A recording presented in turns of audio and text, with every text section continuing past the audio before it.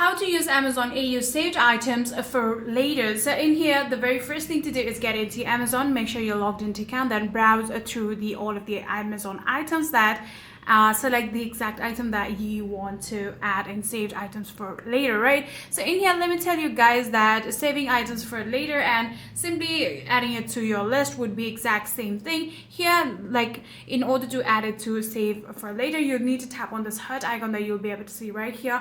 Then it will be added to your list, right? So all you need to do is tap on cart. Then from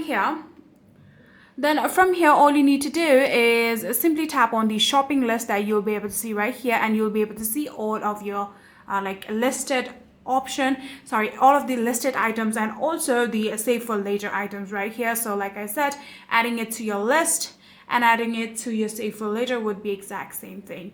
So yeah, that is it. If you guys do have any further queries, please let me know in the comment section down below, and thank you so much for watching.